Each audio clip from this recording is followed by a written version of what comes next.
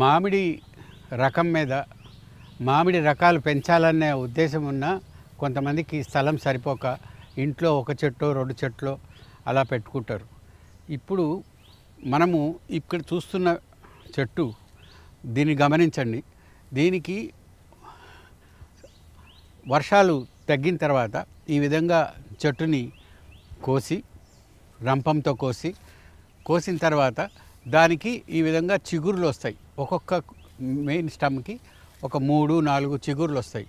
ఈ చిగురికి మనకి కావలసిన రకం, సపోజ్ మన దగ్గర మొదట్లో ఒక దశేరీ రకం ఉందనుకోండి, ఇప్పుడు దీని మీద మనము ఒక అంటూ బంగనపల్లి కట్టాము, ఒకటి ఆల్ఫాన్సో కట్టాము, ఒకటి హిమాయత్ కట్టాము, ఒకటి పెద్ద రసం కట్టాము, ఒకటి చిన్న రసం కట్టాము.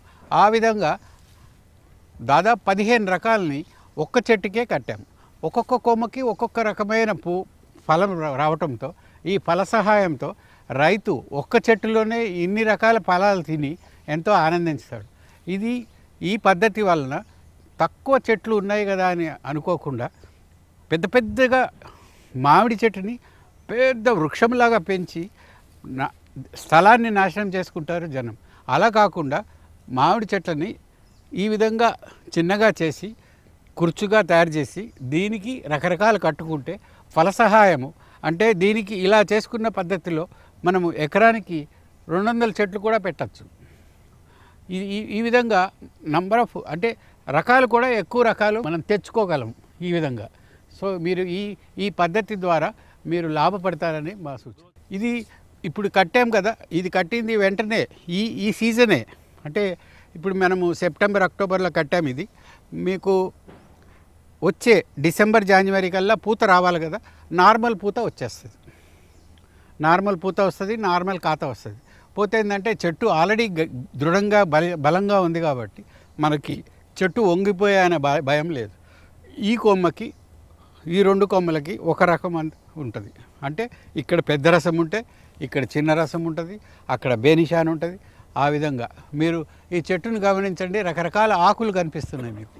అది చూడండి, అక్కడ చూడండి, ఇక్కడ చూడండి. అట్లా మనకి అదే మార్చి ఏప్రిల్ మే వరకు మీకు కాయలు వచ్చేస్తాయి. ఎక్కువ రకాలు లేవనే